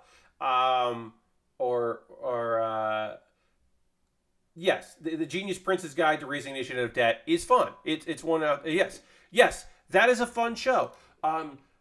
Wayne is way more three-dimensional than I thought he was gonna be. I thought that our main character was gonna be just a conniving dude that actually does want to do the right thing when put into a corner. But he's got definitely more sides to him, and the fact that not everything, like, he's not a mastermind, because like things don't work out the way he wants them to, and I really appreciate that. Like, it's generally things don't work out the way he wants it to because the people that he's facing are moronic. Like, oh, I'm going to tie this duel. Oh, you're so bad. I'll look bad if we tie. Oh, you just murdered yourself. Holy shit. Yes, he does have some loose charm, but like, yeah, a dude that was terrible, he was having a friendly duel with, that he needed to have them like kind of like it to come to a conclusion where they both save face, but then the guy was fumbling so much, and then that dude just fucking killed himself basically accidentally. And it's like, that is not the results I was looking for. And that happens to Wayne just enough. Like, it's not that his plans fail because of his plans being bad. It's because he overestimates other people. And I'm like, that's an interesting twist. I like that. All right, so we're basically body complete on this kit. I'm going to build some of the weapons here, and then I'm going to build 2 of the weapons, the GN sword rifles, because we need the sword rifles for the transformation mode. And then there's also, oh yeah, I guess there's a couple other little weapons. The scissor bits we don't need to worry about. I don't care about these scissor bits, but this thing's its backpack is like on its hip, like the back part of it. This is the part where you're like, oh, so you transform, huh? Because you got some junk. You got some junk in the trunk here, huh? It's like, yeah, there's just no good place to put that. I do generally enjoy the like the build divers and build fighters solution to that, which is just like, hey, there's armor that just flies in and joins onto you. I was like, yeah, that works a lot better. That there's just like, yeah, there's this like flight system that just becomes better armor. Like, that is the way to go. All right, let's build 2 sword rifles. We do have some stickers to put on this, unfortunately. Got to put a bunch of stickers on this thing. We'll do the stickers first because as I go, I become less good at stickers. Yeah, I don't like. What was I gonna say? Oh yeah, so I've been enjoying some of the shows that have been coming out this season. How a Realist Hero Rebuilt the Kingdom has been, part 2 has been solid. It's been good. It's not, I don't think it's as good as part 1. I think it's getting into the issues that, the main issue that plagues all anime adaptations of light novels or manga, which is once you have finished the first arc, some mangaka write second and third arcs. Most of them just write weekly stories that kind of fit into a larger arc eventually, but they're not going out of their way to write. Like, generally, light novel authors and mangaka aren't always writing with anime in mind. So the first arc might be really well suited to adapt, or even sometimes it isn't suited to adapt. Like, because it is going for that, like, it has, like, plot beats, but it doesn't have, like, an overarching plot, so you have to, like, make one. Like, I don't know what's going to happen at the end of episode 12 of In the Land of Leadale, but I bet it isn't. We figured out what happened and why some people that played this MMO woke up in their characters' avatars in a real world within the game. Like, I bet we don't find out what happened by the end of episode 12, because that is an ongoing story that's just going to continue in the manga. Rarely do these, like, wrap up cleanly like that. You rarely see that, because that is not the MO of those kind of stories. They're ongoing stories.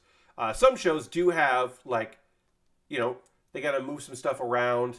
I remember I've been killing slimes for 300 years or 3,000 years, and finally maxed my level.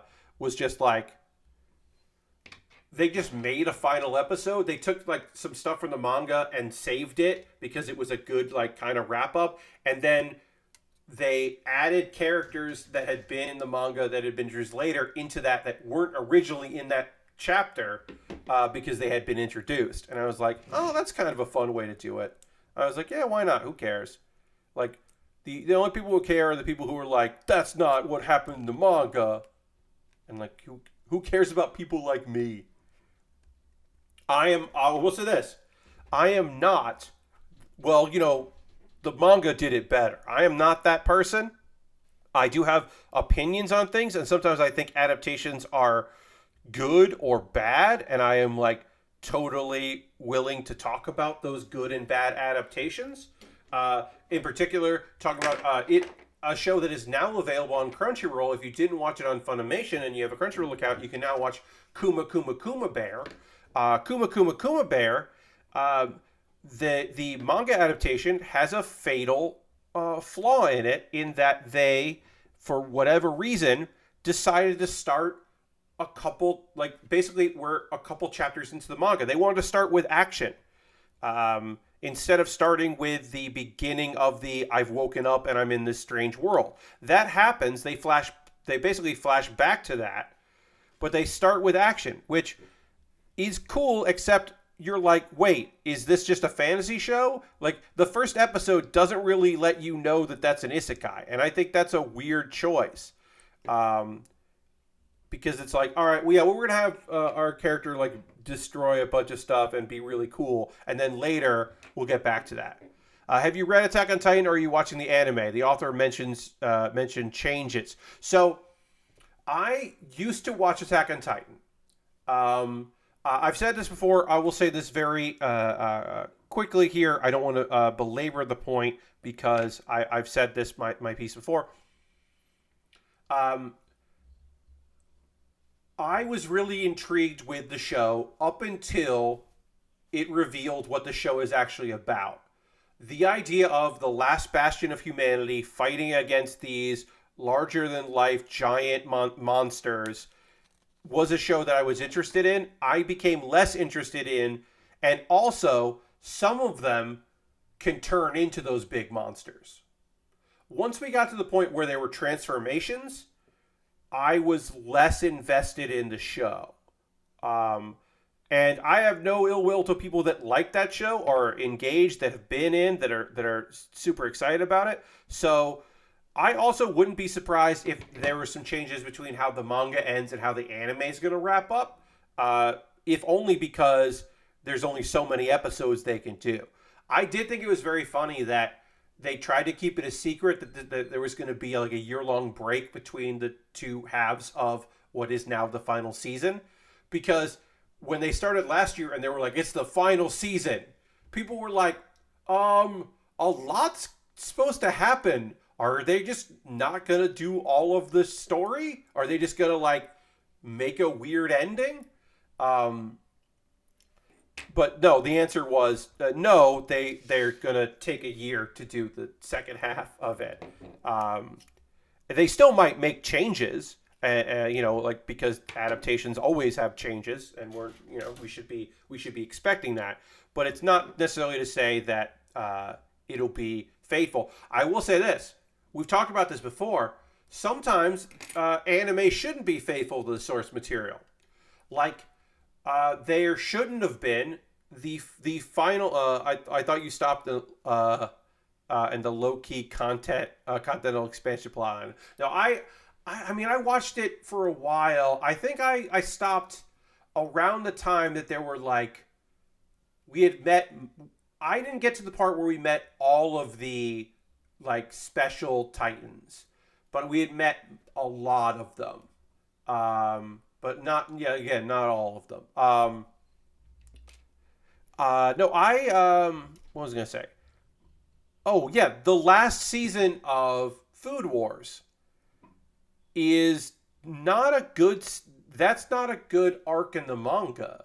And they probably didn't need to adapt it into the anime. Because it's like, they saved the previous season. They saved the school. They're the top, people in the class. There's a little hint about some relationship stuff. It kind of wraps the story up, and then they're like, yeah, but what about this other dude that we haven't talked about before? He's not interesting, and all of his supporters are not interesting, and the story is not that great. What about this? And it's just like, you didn't have to. Because that was also what people who had read... Not everybody, obviously. There were people that liked it. But a lot of people that had read the manga were like, oh, anime-only watchers, I'm sorry. You're going to see... Now you're going to remember our frustration. Because it's just an arc that didn't need to get made. Because it's just like, hey, what about this emo dude? You think he's going to learn a lesson? Shogeki should have ended there without going to the father's pupil. Yes, that's what I'm saying. That last season with the like pupil and who like wants to do all these things and like has all these grand visions and is like clearly flawed, like unbelievably flawed. It's just like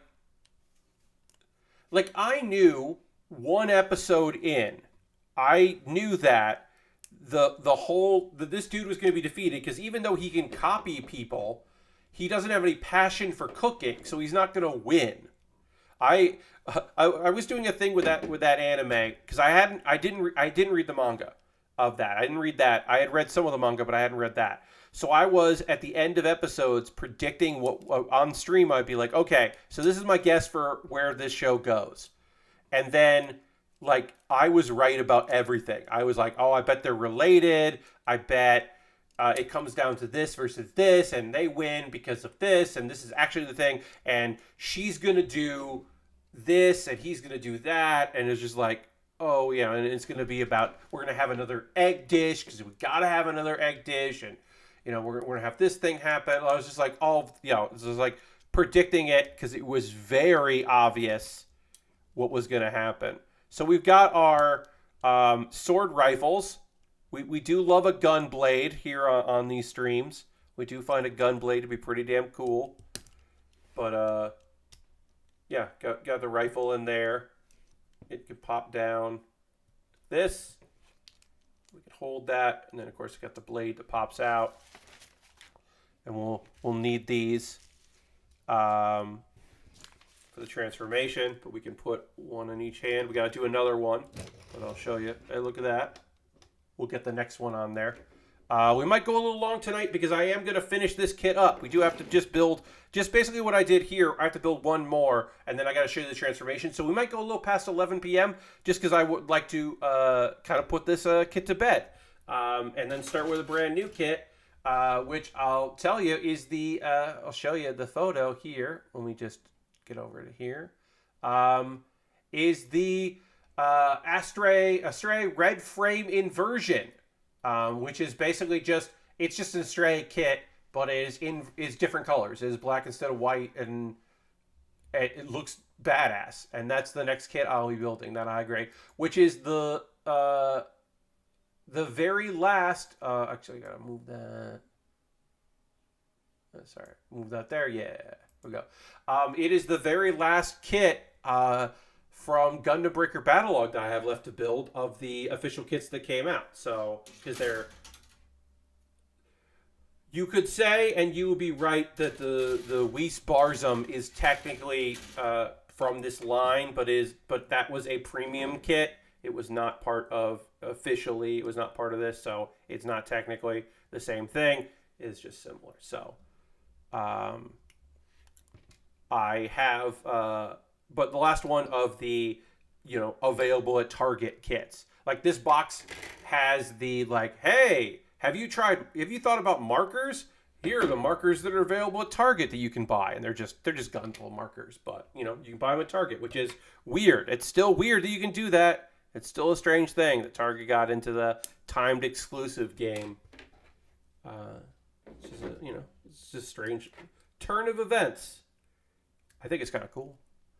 I'm trying to think of other anime that, like, well, I mean, the classic case is the anime that caught up to the manga or was never going to introduce the later chapters, so they were just like, and then they shot him and kicked him off a cliff, which is what happens to a character in Flame of Recca, because they were like, we're not going to do more of this. Let's just take out a character that was not dead in the manga. I won't say which character if you're thinking about checking out Flame of Recca. I don't know. The last time I watched it, it was pretty good, but the last time I watched it was like 10 years ago, so I can't tell you if it's still good or not. I don't know if it is. I mean, I liked it, but I don't know if it holds up. They had a metric ton of those Battlelog kits. Over the weekend. Yeah, the stores had some. Yeah, I can see that. I can see there being a lot of these kits just in the U.S. right now, and that's cool because they're fun. Some of these are great kits, great adaptations. That the Crimson Red Goof Custom is a fantastic goof. I mean, that's a great kit. That was a beautiful high grade kit already, and then they just made it even better. They just made it absolutely fantastic with its lovely colors. Of course, if you want to talk about a show that, because we were talking about the shows that like shouldn't have adapted more manga, like they were always gonna make another season of Promised Neverland, but they shouldn't have. And I know people are like, oh, the anime ruined it because they like didn't adapt all of this content and then move stuff around. They did like such a weird job, and it's like, yeah, they didn't do a great job. The main thing to realize is there was never going to be a good adaptation continuing that story because the manga goes in a different direction. And they weren't going to make an anime adaptation of that because they wanted to continue. They wanted to make another thing. They wanted to make Promised Neverland again, and the manga is just like, hey, we're going to tell this long, interesting story that is different. It is a very different show, tale. And then eventually, we kind of do another version of like what happened, but it'll be different. And then the anime adaptation is just like, yeah, we're going to skip all that cool stuff that doesn't like fill because we have to sell it to people that really liked the first season. And we don't have that, so we have to kind of create season 2 that fits like the first season. And it was like, it was a losing battle. Like either you piss off all the people who are like, this isn't what I wanted, or you piss off all the people who are like, this isn't what I know exists. This isn't like what we wanted. Like, nobody was happy with the adaptation. And also, it's not a great adaptation of that material, but it really can't be, because they had to like skip a bunch of shit to make it work in any way they could. There's no way that was ever going to be good. It's just impossible. It was an impossible task. And it's hard to say the solution was to not do it. But because that's like very difficult to, to pitch. Like, hey, a very successful, critically acclaimed, financially a successful show that people really liked. Yeah, don't do more, with source material that you can pull from. Don't do more of that, because like it's not gonna go well. Like, no, nobody wants to hear that. All right, so let me show you the kit as built. Here it is. Look at this fucking thing. Look at this big friend, the Harute with its gun swords. I'm going to take a photo of this, and then I'm going to transform it and show you the cool transformation. One of the best, because its legs are just rocket boosters. It is one of the best versions of this, of a kit that has a flight mode. Also, again, the fact that it doesn't have a shield, it isn't like using its shield as its cockpit, and instead is the backpack, also works in its favor. So we'll show you that. And then I'm gonna stumble through the transformation, because I don't actually know how to do it. Because how would I know off the bat? How would I instantly know the kit hadn't been built yet? All right, so I believe that's gonna have to go down like that. We'll find out. All right. So yeah, we might go a little long because I gotta build this thing here. Flight mode. So take this here. This head leans back. This comes out. Oh, okay. This comes out. Instead of coming out, it came off. So that's fun, because it's gotta go up. Let me see if I can connect this back. Pull it up like that. All right, so that goes up. Great, we did that there. Now, these go up. Shoulders go up. Like that. Shoulders go up. And then place the elbow cover in the position in the curve. We've got to turn the arms. Oops. Again, this is going to be a little wonky because I haven't done this before. But it should work out okay. But yeah, we're going to go a little long so that I can get this right. Goes up. These have to turn in. Turn in. Fold up. Turn in, fold up. Okay. All right. Oh, the leg came off, so that's fun.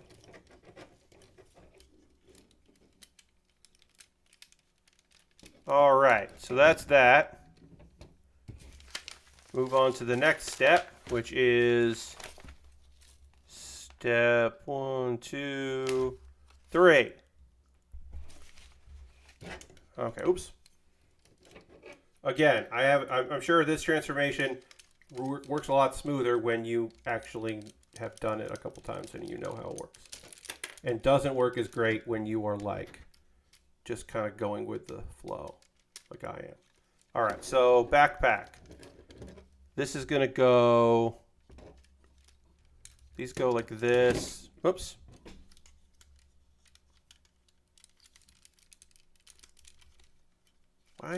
Why doesn't this want to? Sorry, everybody.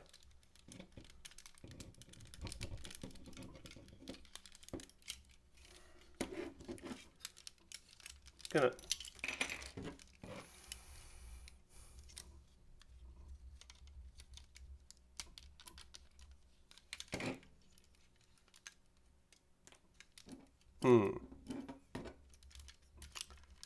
Sometimes I get quiet when I'm like very frustrated, which is not great for when you are hosting a stream, is to suddenly get quiet. That's bad. People don't like that. Gotta do something. All right, so then we can do this. We'll do that. Great. We'll do that. This goes up here.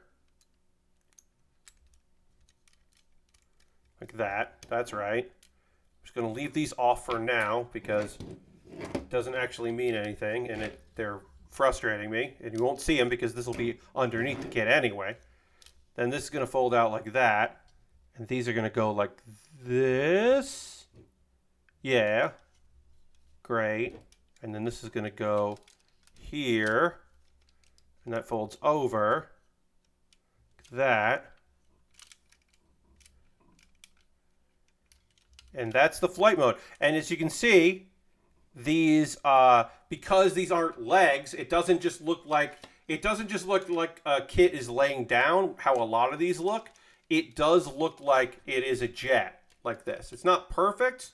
I didn't do a perfect job with this transformation, but this is a very good approximation of how this looks. And then I'm going to put it on the stand and then put the final parts on it. And then how does the stand lock in? The stand goes like this, and then locks into where it locked in before. The stand goes like that, and then these become the wings, and just clip on the sides. These also can live on the back of the kit as well if you don't want your gun swords as swords or guns. You can just clip them in here in the back. But then they also make this look more like a flight mode for a normal kit. And there we go. And again, this does look more like a jet than most other kits. It's not perfect, and I maybe didn't do it perfectly, but this does look more like a flight mode than some other looks better than most wings Gundams, so I'll take it. And then I'm going to, why is this getting all kinds of wonky? Here. All right, I'm going to take a photo of this in its flight mode.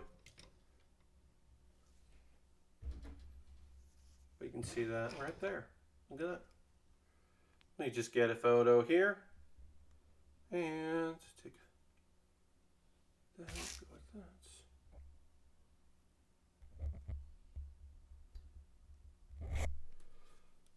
All right, and that is gonna do it for that kit. Again, the next one we'll be working on is the red frame inversion. That'll be the next kit that we're working on, which we will be working on Thursday. But Wednesday's stream, my Wednesday stream, please come hang out on Wednesday with me as I try out Tunic, a game that I've had I played some demos of, but I haven't really dug into because I don't have it yet. I will have it for Wednesday's stream because it comes out on Wednesday. Lovely exploration adventure game where you play a fox. It's Zelda like a fox. And that should be really fun. We are going to raid. That is how we end every stream. So I'm going to go find somebody. Thank you, Aristfan. Thanks for hanging out. I'm going to go find someone awesome. We're going to go hang out with them in their chat. I always try to pick somebody doing something who I think is very cool. So we'll go see somebody cool and go give them some love. Let's see who's streaming, who's doing stuff right now. Hey, Mary Kish is streaming. We love Mary. Mary's playing a game called Pom Pom. And I don't know what that is, but it is a platformer, an indie platformer. Of course she's playing an indie platformer. So we're going to go raid Mary because she is fantastic. Thank you so much for joining me tonight. Come along on this raid with Mary Kish, who is rad. You'll like her community. You'll like the game probably. If you don't like the game, that's fine, but you'll definitely like Mary. She's rad. Thanks so much for being here. I hope to see you on Wednesday for Tunic or Thursday for a brand new model kit. Thanks for coming out. Have a great night, everybody. Goodbye, goodbye, goodbye, goodbye, goodbye, goodbye, goodbye.